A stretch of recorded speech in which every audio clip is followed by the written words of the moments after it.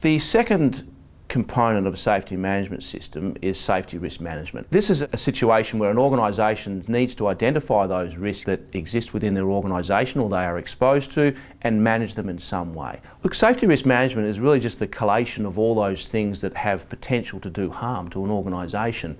And some organisations that we go into feel that this is a difficult task to achieve, but often it's as simple as sitting down, and we've seen this in some organisations, sitting down at a toolbox meeting in the hangar and just letting everyone have their say about where they feel the risks are in the organisation, be it a physical risk within the hangar or some sort of strategic risk to the organisation. And all they've done is simply capture them and work through how they're going to mitigate against them or work with them or lessen the potential for that hazard to cause harm to an organisation.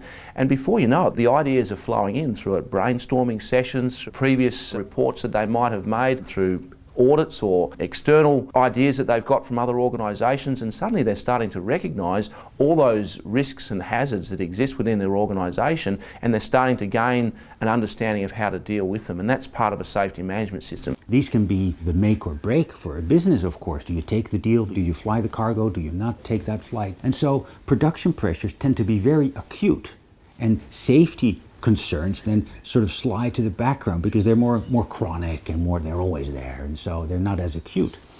Do they have in them the social capacity to say, no, we're not going to take that flight? Or for one person in that little company to stand up and say to the others, guys, I don't think this is a good idea. Let's not do it. Let's take this small sacrifice to invest in the larger margin of surviving. If they have that capacity, that would give me confidence, again, of their resilience, their ability to recognize, adapt to, and absorb the risks and hazards that are out there before they're being pushed out of their comfort zone and across the edge of where they may not cope and may fail. Part of having a reporting culture is feedback to the people that are reporting, and not every report will require some sort of action to be taken, but at least letting the author of the report know why action won't be taken will hopefully keep them enthused to report the next event that they see. You need to have people in key positions in the safety management system need to be enthusiastic, as the video says. They need to be champions of the cause. They need to have a good understanding of what a safety management system is, but believe in it, be passionate about it, need to be supported certainly by the management team. So I love risk management. To me it's like business management. Risk management's used, as you would be aware, all around many industries. It doesn't necessarily relate to safety, it's financial risk or risk of lack of compliance. So I think it's where I can show the safety management system as a great business tool. Whenever there's any sort of change, it has to follow a process which includes risk management. So it's reminding people of our documented procedures, showing my face around the office and asking questions, and I think a safety manager has to have good communication with all the department managers and offer support and say, well, my department can do this for you, and I can then provide you with a report, that will show you the possible hazards and areas that we may not consider for that particular thing you would like to implement in, even if it's in our engineering department. Our reporting culture is actually very strong. We have several thousand reports within our system.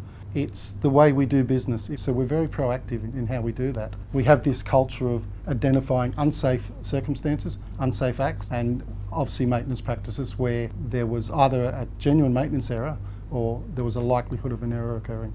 With any hazard and risk, yes, it needs to be documented, and in most cases it's going to be measured against a risk matrix to work out where it sits in terms of its potential to cause harm. It doesn't matter what your position, you identify some form of hazard, you have access to a hazard report, and that will be dealt with within the safety management system that will register, mitigate and deal with these hazards, and then more importantly communicate that back to the organisation and the people in it so that there's a closing of the loop, and that's a critical component within a safety management system.